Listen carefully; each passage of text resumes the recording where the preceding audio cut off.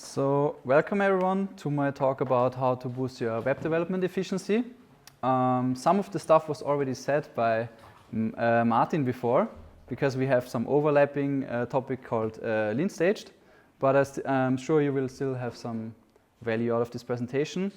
What I did is I tried to compile all the most important tools that I use in my web development.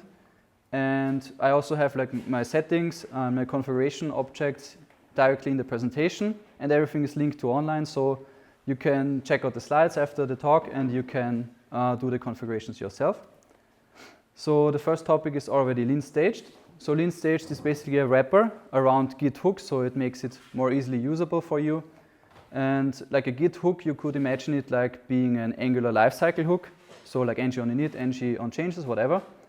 And it's especially useful for doing a pre-commit hook. So let's say you and some colleagues of you fight over the code style, and there's always like he leaves some white spaces in there, and you remove them again, and it's like a constant back and forth.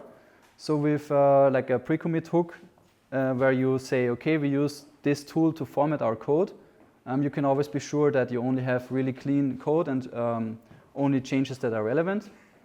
Another possibility would be to use a pre-push hook. So let's say you want to push something online and you want to push it to your CLI, and you always fear that your pipeline gonna fail, This would be one way of maybe avoiding it. So you would let your unit tests and your end-to-end tests run before you push it. Yeah, so this would actually be a package, you can also make like a lean staged RC config file to have it encapsulated, but I implemented here in the package JSON. First settings I used here is concurrent for subtest concurrency 1. This is used because I had the problems that because these linters run at the same time, that sometimes the formatter went over it and changed files, but it didn't add them to the actual commit. So the commit went through, and then there were some leftover changes in the actual branch. So this, with using only subtest concurrency 1, it avoided that problem. Yeah, for HTML files, I used the autoformat HTML script. You can see it down here. It's using tslint with the fix flag. So the fix flag already tries to fix as many issues as possible that it can do by itself. And then also it takes the project-wide configuration, the tsconfig JSON, and the tslint JSON for the tslint rules. For CSS and JS, I just used Prettier because that seemed like the obvious and easy choice to make. And for the TypeScript, I use something that is called Clang format. So this might not be the obvious choice, like we heard before. You can use Prettier, but for me it seemed that Prettier, Prettier also wants to be like easy, and it doesn't give you many customization options on purpose. But I was like, okay, with the TypeScript, with a TypeScript project, I want to be able to change everything to my own needs. Yeah, and then it goes through and uses the lint script. And yeah, I already explained this. And what's also there is like the ignore. So for minified files, of course, you don't want it to be reformatted into an unminified version. So yeah, about auto-formatting TypeScript, like Prettier, TypeScript formatter, Clang format, these are could be three possible options. I looked at them, and for me it was obvious to use Clang format. It's actually used for C++ and C# formatting, but it works perfectly fine for TypeScript. What I did here is, at first I started using Google style, and that was the base to work with. But then step by step I started being not happy with it, and I basically rewrote everything here. So this is definitely, oh, I have this one, huh? This is definitely not necessary here. So I could, at some point, I would probably clean this up a little bit to have only the necessary rules. What I also like about Clang format is that it sorts your imports by specific criteria. What I mean with criteria here is, let's go into VS Code here. In my main browser TS, you can see it easily. So what Clang format then does, it's like when you have the full module import, it puts them at the top of your file, then it leaves a blank space, then it imports your dependencies out of the package JSON, And then, like down below here, it would use your relative imports. So you can always be sure where your imports are, or you can see it usually with a single look. And yeah, I wrote here showcase time. So I prepared already staged changes. So I actually made my file. Is this readable for you, or should I? Is it possible to make a line? Yeah, sure.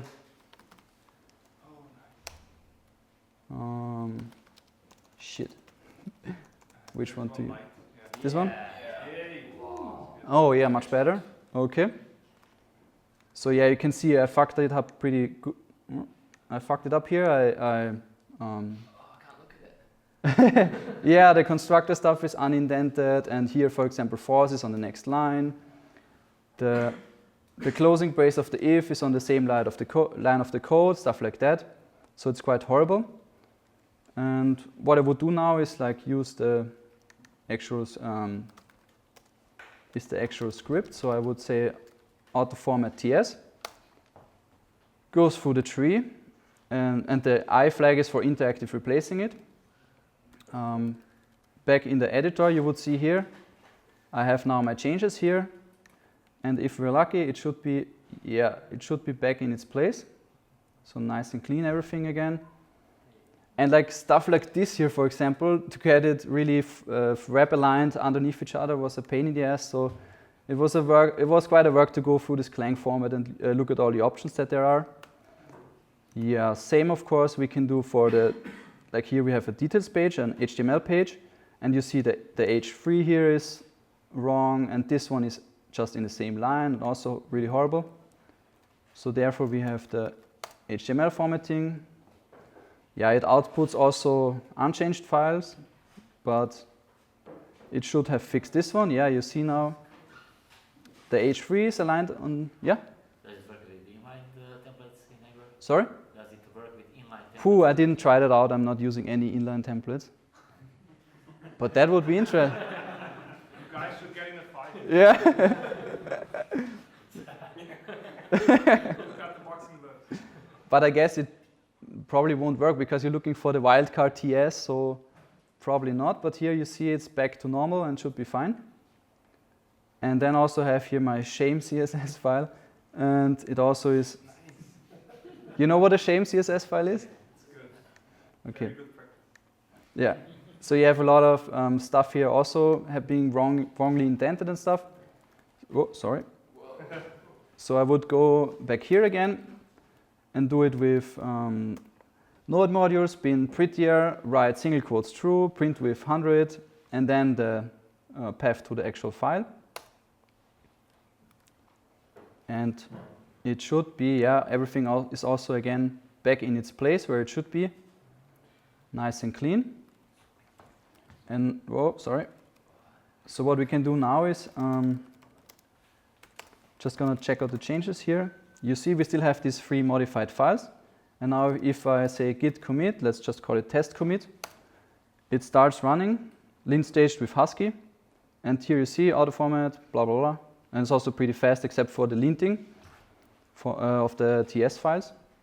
But other than that, it should be result in a really nice clean commit. Here you see still the changes are still there because it's not yet added again to the stage changes. Let's see if it's through yet. No. Okay, now it's through. So yeah, everything is nice and clean now, and we can verify this again. This page. So yeah, everything is nice and clean, committed, and that's what we want. That's what we expect. Yeah, so for the HTML, I used JS Beautify, it's called. So I was like, what the fuck, why is this library called JS Beautify when it does stuff with HTML? But that's something that VS Code is actually using on their own. Like when you format something in VS Code, it's using JS Beautify. So I thought, why not stick to that?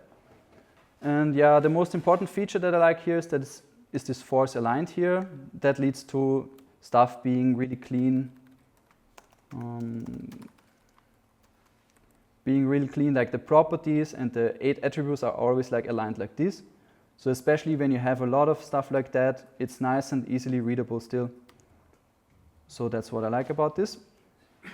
Yeah, and since we're talking about HTML, there's also Emmet. Probably most of you know. If you don't know about it, it's already implemented by VS Code as a standard. And the way you would use it is, let's say I want to write a container, like Bootstrap stuff, a container with a row with 3 calls, and then with the text hello Angular meetup, I would do it like this. The dot is a class, then I call the class container. I would make another class called row, and then I would say call 4 times 3, because we want to have, like we're always thinking in 12 steps. And then in there I would have a h2 with the content hello Angular meetup. And when I expand this now, you see it nicely creates your HTML text that you wanted. And this is also really nice when you, let's say, you want to have a lot of LIs. So you have a shit ton of LIs now.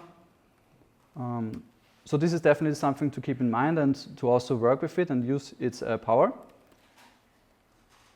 Yeah, the next topic is already auto-prefixer in working together with browsers list. So here on the right side, we have an example of how it would look if you would need to respect all the vendor prefixes that there are, and then sometimes you also don't know, okay, what the hell actually, what browser do I support, and since when is this flag required, or since when is the vendor prefix required, and since when not. So what auto-prefixer does, I used it here only for the production bundle, because in the development bundle you should not care, because you work in Chrome or something useful elsewise. So here it's like loading the SAS files, then it's using auto-prefixer on this, and then it's converting everything to CSS. And what this results with is depending on what you have here in your browsers list array. So this is not what we use here, but it could be something like that. So you say, please add all the vendor prefixes for the last one major version of all browsers worldwide. Or here you could say, okay, only browsers please that have a usage of 1% or more. And here you could also even specify it for every browser individually. What we have at work is something like last 2 major versions to make sure in case someone has updated, and with the rolling release browsers it should be no problem. And then also add support for the last 4 Internet Explorer versions. 4. But that's not something to be proud of. Yeah. Next topic is cleaning out unused CSS out of your production bundle. I think every one of you knows, okay, you use some kind of library like Foundation or Bootstrap or something else, and you get this big boilerplate code, and you probably only need some of it. So you will never really use all the capacities of the already predefined CSS styles. And the way you do it is you would have your main content hash bundle CSS. So this is already basically your finished bundle. And then you would let purify CSS run over all your HTML files, look for classes or IDs. If it finds it, it keeps the classes in the actual bundle. And if it doesn't find it, it would clean it out. And you can already think, okay, this is probably a problem when you have dynamically created content. So here in the purify options whitelist, you could specify which classes to always ignore. And in this case, you see I have some Bootstrap stuff here, and so actually you have to go through your whole web application and see what breaks and what doesn't. But with these couple classes, I was already able to make everything runnable and be fine. And here you can see that I commented it out. It's the verbose true flag. And this would actually tell you how much percentage of your bundle got cleaned out. And in our case, this was about 30 to 40%. So this is definitely something that you want to do. And what's also very handy is that Purify CSS also is able to minify your CSS bundle. Are there any questions so far? Okay, so about the terminal workflow, I see a lot of people just using the plain old bash, and it always pains me. It always pains me when I see that you have to go through the history and you don't know, maybe you find this command or maybe you will never find it because you typed it on some other laptop or something. So I'm a big fan of the set shell. Some of you maybe know it. It's quite popular. It has like 68,000 stars. And I put like the installation guide for you on there, and also installing the OMySeach framework. What the framework actually does is it gives you the options to have different themes very easily and gives you the options to use a lot of custom plugins. And for example, you can see here what I use is the Maran theme. And what I like is when, like for example, I really like to see the whole path of where I am actually right now. And what I like, of course, is it shows me the Git branch, and it shows me if I have changes in my Git branch. And I'm really quite happy with this. And what I also did here is, same with your bash RC, you have here a set shell RC. And again here, my theme is, it says here my theme, and the link also goes to all themes that are out there. And there's a shit ton of them, so you can definitely find something that you will enjoy. Is there a light one? A what? A light one. A light one? Oh, I think there's light ones. We can't see it here on the slides, unfortunately. Oh. Because of the light. Yeah, no, I think there's no light one actually, but this depends of, well,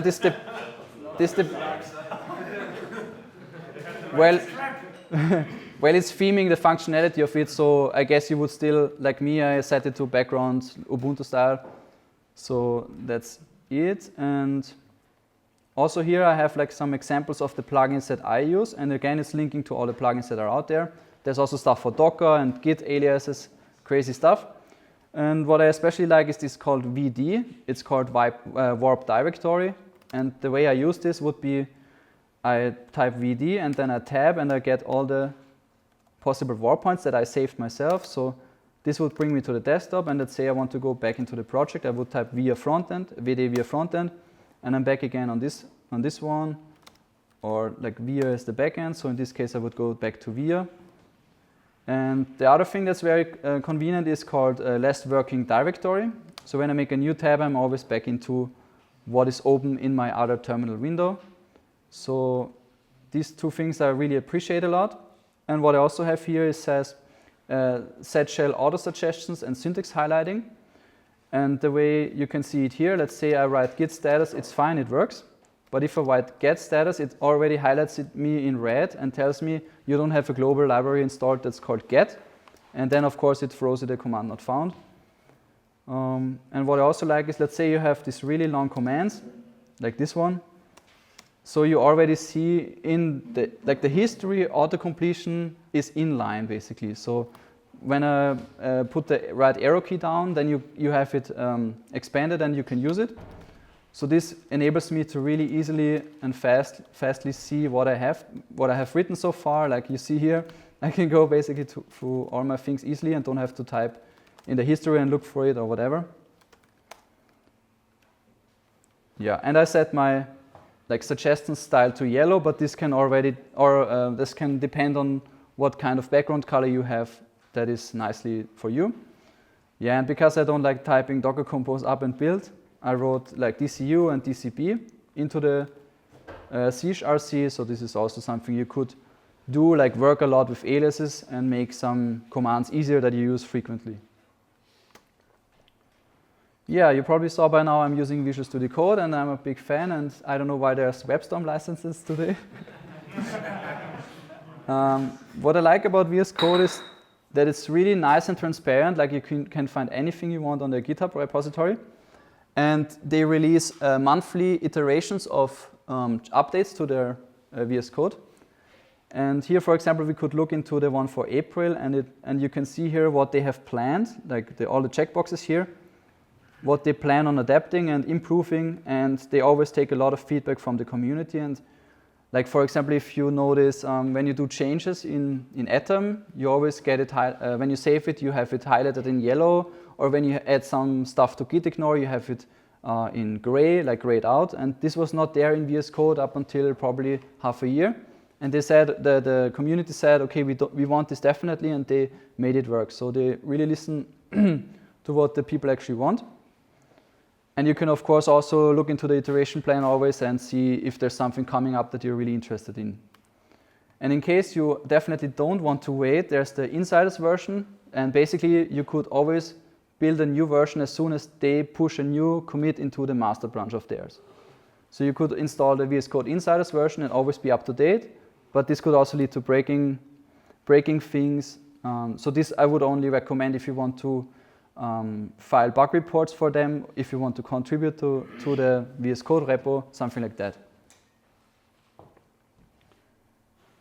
Yeah, so these are my settings so far in Visual Studio Code. So if you want to install it blank and you want to have something up and running already, I would give this to you. So I would suggest it to you. Something that I like or that I think is necessary, by default, Visual Studio Code also gives you Angular 1 suggestions in the HTML. So I disabled this, and also here again is the force aligned. What else is there? Yeah, for example, what's also, I think this is not very long in VS Code yet, but you can actually use your VS Code capabilities to type check JavaScript. So that's really convenient. So it would tell you you have a string, but you should use a number, stuff like that. That's also really nice when you work on a backend project and you discover what errors they have in there.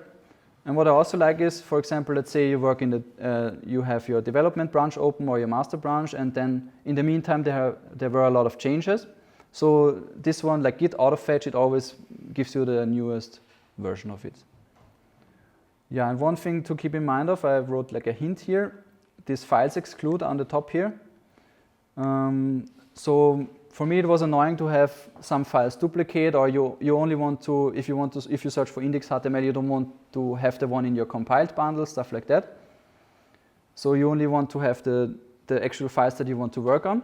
But what this also does is it hides it in the file tree of VS Code. So what the problem I had is there was a package log that always got committed, and I was like, where is this package log? Because I had it excluded here, and so that is something to keep in mind not to do. Yeah, here I also listed for you all the plugins that I have, the extensions. And yeah, this is of course opinionated, so maybe you don't need PostgreSQL or you don't need Apache, something like that. And the way you could install it is just write code, install extension flag, and then the author name and the extension, or you can just do it with the author name or the extension in VS Code itself. Yeah, and one thing I like especially much is this settings sync, it's called. So when you have a GitHub account, you can upload your local settings. And this, let's say you work on your laptop here, and then you go back at home, and then you can easily download all the settings again. So it has all your extensions, it has all your settings, all your key bindings, and you have it nice and clean through a gist on GitHub. Yeah, some other resources that I have here for you is Angular Starter boilerplate. So yeah, we're not using the Angular CLI. What the Angular Starter boilerplate is it's like the most supported, I would say, like 10,000. Like there's a lot of Angular repos that stopped putting out new content and updating them because of the Angular CLI. But this one is still quite popular, I would say. Yeah, 11 days ago, so that's fine. And now they're right now working on upgrading it to Angular 6 and Webpack 4. This, of course, is like a big change again. So if you want to depend on an external boilerplate template, this would be a good one. And yeah, the Franz app, I saw actually at the door that the guy from Franz is working in the upper floor. So I'm a big fan of, where did I open it? I'm actually a big fan of the Franz app.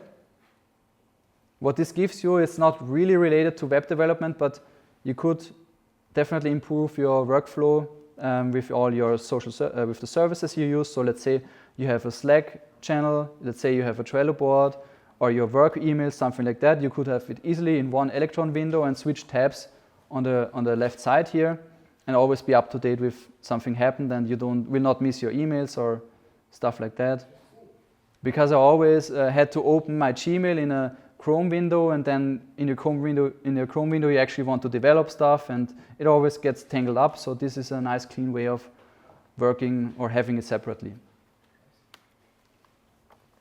Yeah, that was my talk. Thank you for your attention.